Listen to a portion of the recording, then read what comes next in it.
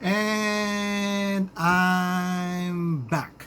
So, welcome to the Late Late Show. Again, I'm your host, Tristan. So, basically, the last time I presented, my knives, when I presented the edge weapons that I have, I did promise everyone that I'll be creating video content presenting the impact weapons that I have. Now, of course, before anything else, I would like to remind everyone that the reason I'm creating this video is not to promote violence, but rather, um, I'm an advocate of self-defense. There's a big difference between defending yourself and at the same time picking a fight with anyone. Now, of course, the big question is, why would anyone resort to carrying an impact weapon rather than an edge weapon? Now, here's the thing. Most of the time, you don't want to lacerate anyone, because the thing is, when you, of course, lacerate, open skin, wound, you might end up in jail, even though the purpose of what you did is just self-defense. Now, today, I'll be providing you some of the options that you could have, that you can carry every day, and some of the options that you could just have for practice or discipline, but that not really something that you want to carry. So moving on, why don't we start? I'm gonna be, of course, this video content is just based on my personal preference. It doesn't mean that I'm the expert, that this is something that you should have. This is something that you want to try yourself. Now, of course, in everything, when you're learning how to shoot, when you're learning how to manipulate edge weapons, and of course now, what I'll be sharing is impact weapons, it would be best for you to get the proper training from professionals. Now, there are a lot of people who are highly trained in impact weapons. Now, for those of you who are wondering what kind of martial art discipline that would allow you to be savvy with edge weapons and of course impact weapons, I would suggest, but of course, in Hollywood they would always say wushu, but of course here, locally in the Philippines, what's available to us is Kali. you know um, Kali is actually a sport that originated in Indonesia, but right now it's being dominated by Filipinos. And some of the video contents that I actually saw online are Batangueños, guru Batangueños that are really masters of the art. So without further ado, why don't we begin? So I think I would like to begin with the non-obvious one that we have, that we carry every day, and that is the very common carabiner. Now, of course, you would ask me, Tristan, how is a carabiner an impact weapon? A lot of people don't know that, before, carabiners are, as simple as this. It's a keychain, something that you would hook your keys on this, and then this is something that you would hook on your belt loop in your pants, so you won't have to lose your keys.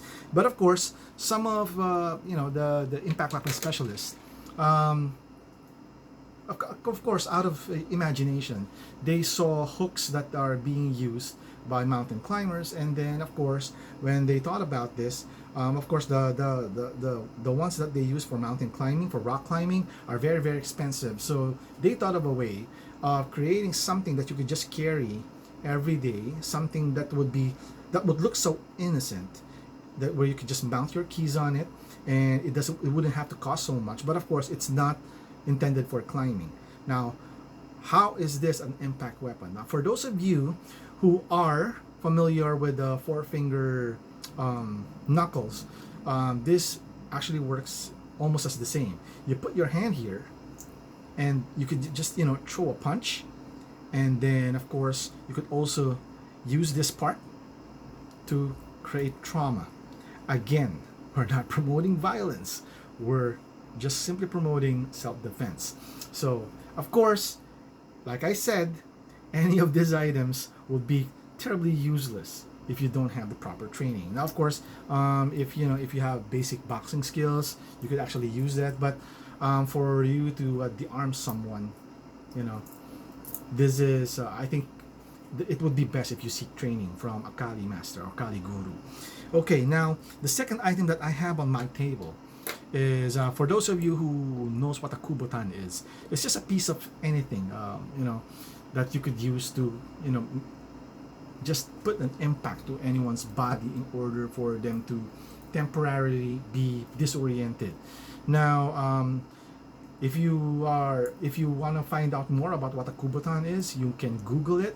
I'm sure you can read a lot of reference, but the reason why I brought it up, I don't actually own a Kubaton by a simple Kubaton by itself, but rather I have items on my possession that are Kubaton at the same time can be used as other items. Now, the second item on my list is the tactical pen. I actually own 3 of these. I have the black one, I have the silver one, I actually have the gray one. I just couldn't find it right now. But one of the reasons I have multiple, I own multiple items such as these is because I use this one for stealth. If I want to go flashy, I'm going somewhere, I could use this. And at the same time, the gray one is something that I use every day. I could just mount onto my suit whenever I go to work. Now, how are these a self-defense weapon? Now, here's the thing. The material used on these pens are actually tungsten steel. So it's tougher than a regular steel ball pen that you have. Number 2, on the edge of this, it has, let me show that. So it has a glass breaker. So this is something you could just use, to just create an impact. Or if you are knowledgeable in trusting, you could also use this, and you could also use the tip of the pen, provided that the pen is, if you don't want to ruin the tip of your pen, your ballpoint, you just want to make sure that it's not extended. Okay, so it's the same thing with the black one. Basically, it's just different color, but it serves the same purpose. It's a pen. It's legal for you to carry this every day, but I'm not sure if you could take this to the airport. I haven't tried it, and I didn't want to test it simply because this pens doesn't come cheap. So if this is confiscated at the airport, it's goodbye pen. Yeah, so yeah, this is something that you might want to have as a self-defense weapon. Again, this having this weapon is not a talisman that it automatically saves you from danger. No, you need to have training. Okay, moving on. One of the things that I have, of course, it's a flashlight. Now, basically, I have 2 tactical lights. If judging by the looks of this, I actually put a gun mount on this because this is something that I mount on my rifle. Now, this is actually a tactical flashlight. It has a strobe function, but of course, focusing on its purpose as an impact weapon, and I'll get to it. If you would see the crown of this tactical light, this is actually impact rated. Same thing with the glass protector there. So you could just really injure someone with using this as a hammer or an impact tool against someone, or to try to disarm someone. And I actually have a bigger version of this one. The glass of this is impact rated. I believe it can take as far as 400 fps. I mean, if this is hit by a BB, it would break, same thing as this one, but the BBs will not go through, damaging your LED light. So yeah, it also comes with multiple functions. So yeah, I think the battery is weak. I'm gonna have to recharge it. But anyways, also if you look at this, it also has a gun mount, because this is something that I mount on one of my rifles. So of course, this is something that I mount on, this baby. Yeah, my Syrian gray arm. But of course, I'm not gonna be talking about my guns today. And then of course, this baby goes to my secondary primary. Now, when I say secondary primary guns, basically something that you use in the field. This is my Firehawk. Yep, it's a short barrel AR. So I'm gonna show you a different tack light compared to the other ones that I showed. Now this is a tack light, but although it has the same functions, it's not impact rated. The glass of this tack light would easily break if you use this against someone. So again, not all tack lights are impact rated and can be used as an impact weapon. Okay, now moving on. Okay, for some of you who don't know what a minimalist wallet is, this is actually a very perfect example of a minimalist wallet. This is a Travax. Let me just put it right there. I am not sponsored by Travax in any way, so yeah. But anyways, this is a minimalist wallet. It's a card holder. It's RFID protected, so your cards are safe.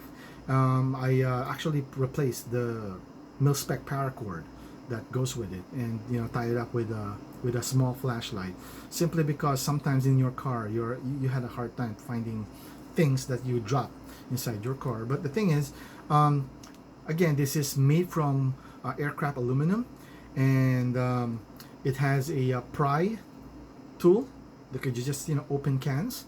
It has a keychain loop that you could have. It also has a money clip. That's like I said, it's a wallet, and it also has an integrated bottle opener. You could just use a bottle. Now, what separates this from other minimalist wallet is because it's made from aircraft aluminum. It has quite a weight on it, and if you could see, it has grip grooves or finger grooves. You could use as an impact weapon. So if somebody asks you, if you have the proper training and you're confident enough to go against muggers, somebody sticks a knife at you or a gun and ask for your wallet, you could reach out for your wallet and on this manner, and you could just try to de-arm that person. But again, we live in a real world. We're not in Hollywood movies where the protagonist always wins. Okay, so I will continuously remind everyone of seeking training before you go John Woo on your life. Again, so this is the Travax. It's called the Travax OG. You can actually check their website. Doesn't come cheap, but it has a 65-year heirloom warranty. So it means you could depart from this earth. This could be inherited by one of your children, and they would still honor the warranty if something really happens to it. So yeah, check them out. Okay, now second to the last item that I have here is a nightstick. Now, unlike regular nightsticks, this actually something I acquired back in 2010. It's kind of noisy, right? But this is if you're familiar with two-stick fighting, this is something that you could use. It's made of aircraft aluminum. It's very, very light, but if you would notice, it's kind of noisy, and you want to find out because this actually converts into nunchuck. Now, for those of you who are Bruce Lee wannabes,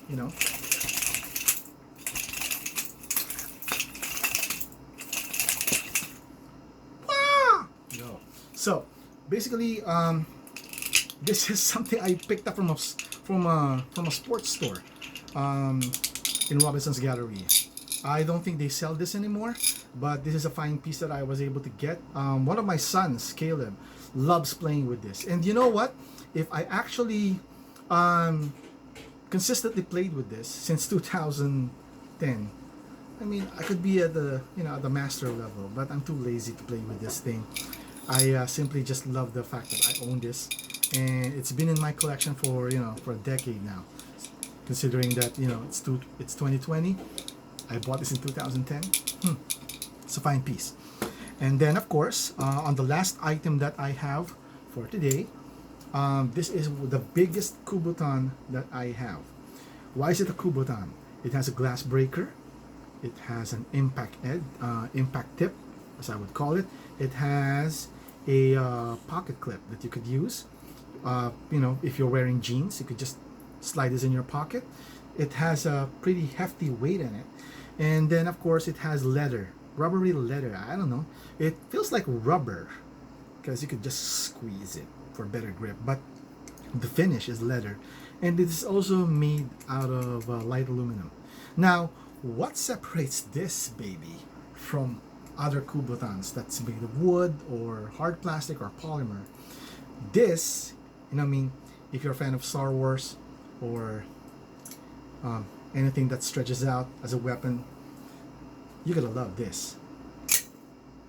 Yep, you unlock this and then you just squeeze the belt clip and voila, you have a very light nightstick.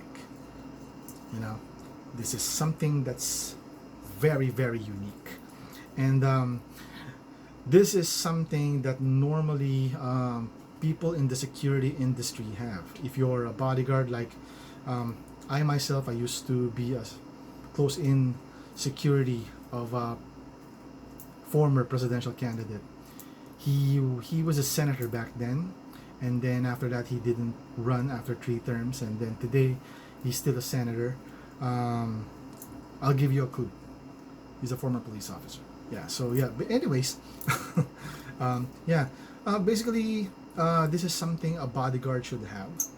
Again, the reason why we have impact weapons is because most of the time the attackers of your VIPs, or for example your attacker, they're not really that deadly, and you don't want to destroy these people. You don't want to be really get lethal with them. You just want to stop them at a reasonable way. So I guess that's it. If you have questions, please do comment on the comment box below. Once again, my name is Tristan, and of course, again, the reason I'm sharing this video is simply because I want to give people some ideas on how to come up with self-defense weapons, something that they can carry every day, something that would not have them break the law. So again, keep safe, and then of course, for those of you who are interested in getting training, again, the best person that I could maybe refer you to is Maestro Federic Beleno. You can search him in Facebook. He has his own Facebook page. He also is a good dealer of impact and of course edge weapons, and of course his methods are really scientific. It's almost similar to to the Kali method way that we see around in YouTube videos. So again, till next time, see you. I'll see you, and keep safe.